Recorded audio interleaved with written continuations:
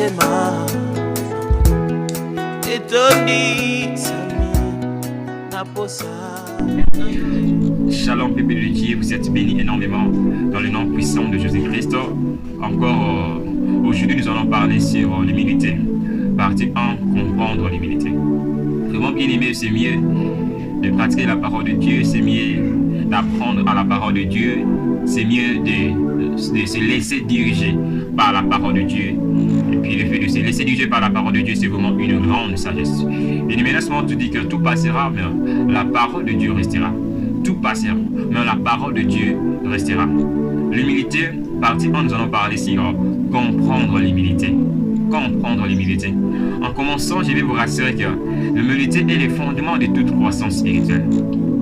L'humilité est le fondement de toute croissance spirituelle. Alors si tu vas avoir une croissance spirituelle dans ta vie, c'est mieux d'avoir l'humilité. L'humilité est le commencement de la croissance de notre vie spirituelle.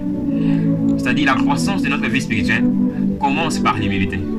Commence par l'humilité. L'humilité est le fondement de notre gloire ainsi que notre succès dans notre vie quotidienne. L'humilité est le fondement même de notre gloire, de notre succès dans notre vie quotidienne. Dans Proverbe 18:12, la Bible nous dit: avant la ruine, le cœur de l'homme se montre fier. D'autre part, on peut dire qu'avant la ruine arrive, le cœur de l'homme se montre fier, mais avant la gloire se trouve l'humilité. Donc avant que la gloire soit dans ta vie, il faut d'abord avoir l'humilité. Donc la gloire, c'est un fruit de l'humilité. C'est le résultat de l'humilité. Alors pour aller très vite, nous allons parler de l'étymologie du mot humilité. Parce que notre partie 1, c'est comprendre l'humilité. L'étymologie du mot humilité. Le mot humilité vient du mot grec tapenophron. Le mot humilité vient du mot grec tapenophron, qui signifie humble d'esprit. Le mot humilité vient du mot grec tapenophron, qui signifie humble d'esprit. Alors humble d'esprit, c'est un sentiment d'esprit ou un état d'esprit de quelqu'un qui a conscience de ses insuffisances, de ses faiblesses et qui a une capacité d'avouer ses fautes avec humilité. Comprendre l'humilité. Dans Romains 12:16, ça nous dit: vivez en plein accord les uns avec les autres, n'aspirez pas à ce qui est élevé, mais laissez-vous attirer par ce qui est humble. Ne vous prenez rien pour des sages. Ne vous prenez pas pour des sages en fait. Ne vous prenez pas pour des sages. Encore dans Philippiens chapitre 2 verset 3, la Bible nous dit: ne faites rien par esprit de rivalité ou par désir d'une gloire sans valeur, mais avec humilité, considérez les autres comme supérieurs à vous-même. C'est ça même l'humilité. L'humilité, c'est de considérer les autres comme des supérieurs à nous-mêmes. C'est de voir les autres supérieurs de nous-mêmes. C'est ça l'humilité. L'étymologie de l'humilité vient du mot grec qui est tapenophron, qui signifie humble d'esprit. Alors humble d'esprit, c'est un sentiment d'esprit ou un état d'esprit de quelqu'un qui a conscience de ses insuffisances, de ses faiblesses et qui a une capacité d'avouer ses fautes avec humilité. Avec humilité. Vivez en plein accord les uns avec les autres. N'aspirez pas à ce qui est élevé, mais laissez-vous attirer par ce qui est humble. Laissez-vous attirer par ce qui est humble. Ne vous prenez pas pour des sages. Ne vous prenez pas pour des sages.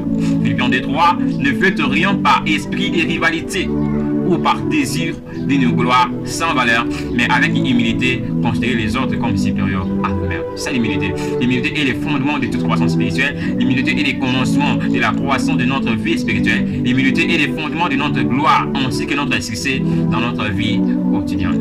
En bref, c'est quoi l'humilité? En bref, c'est quoi l'humilité? L'humilité est le fait de reconnaître que nos talents et nos capacités sont des dons de Dieu.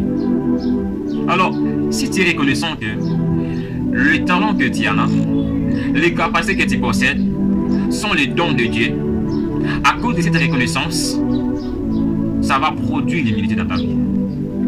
Ça va produire l'humilité dans ta vie. Ça va produire l'humilité dans ta vie. L'humilité, c'est un sentiment. L'humilité, c'est un sentiment d'esprit, un état d'esprit de quelqu'un qui a conscience de ses insuffisances. Et tu es conscient, oui, dans cet endroit, je suis faible. Dans cet endroit, je ne peux pas le faire. D'autre part, je peux encore dire Une personne qui est humble, c'est une personne qui est exacte dans son être. C'est une personne qui n'est pas orgueilleuse, c'est une personne qui n'est pas arrogante, c'est une personne qui n'est pas avantagée, c'est une personne qui est simple, c'est une personne qui est humble, une personne qui possède l'humilité.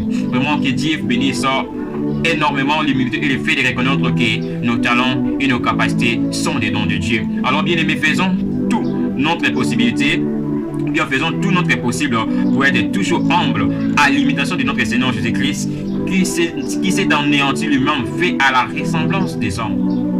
Faisons tout notre possible pour être toujours humble à l'imitation de notre Seigneur Jésus-Christ qui s'est anéanti lui-même, fait à la ressemblance des hommes. Que Dieu nous bénisse abondamment. Koluka yo